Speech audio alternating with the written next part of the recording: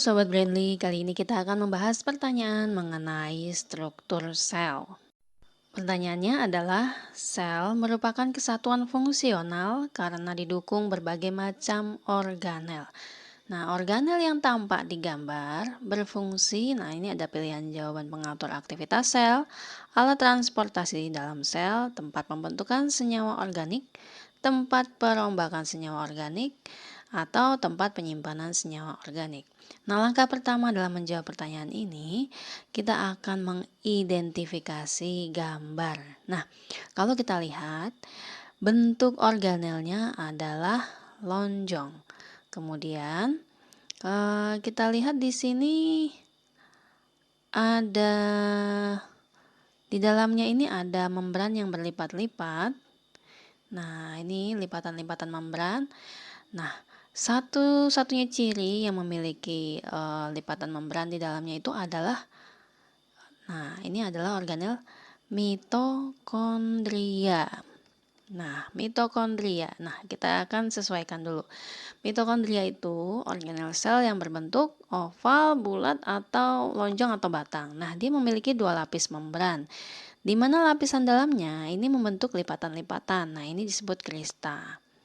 Nah, ini adalah krista. Nah, di dalam krista itu fungsinya adalah menghasilkan enzim yang berperan dalam proses respirasi.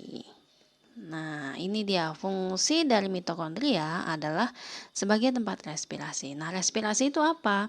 Respirasi itu adalah proses pemecahan molekul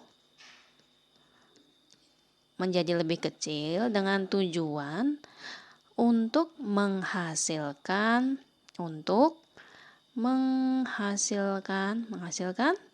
ya, respirasi itu tujuannya adalah untuk menghasilkan energi. Nah, sekarang kita lihat pertanyaannya kembali.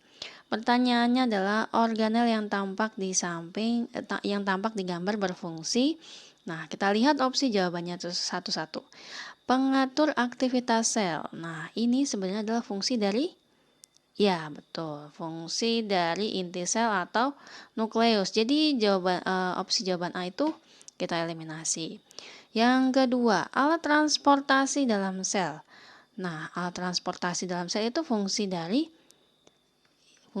organel, ya betul, retikulum endoplasma.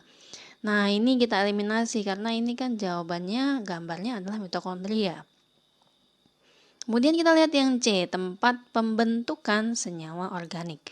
Nah, tempat pembentukan senyawa organik itu, nah ini yang dimaksud adalah ribosom. Ribosom itu fungsinya adalah sebagai tempat sintesis protein. Nah, jadi opsi jawaban C ini kita eliminasi.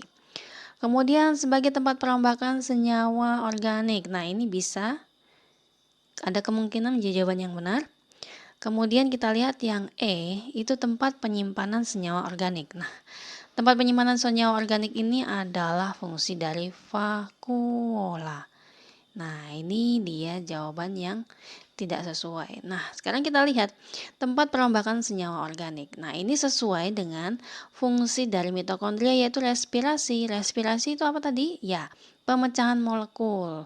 Dengan demikian, pemecahan molekul itu sama dengan perombakan senyawa organik. Dengan demikian, organel yang tampak di gambar berfungsi sebagai, jawaban yang benar adalah D, tempat perombakan senyawa organik dalam hal khusus, yaitu proses pemecahan molekul untuk mendapatkan energi. Nah, ini berarti jawaban yang benar.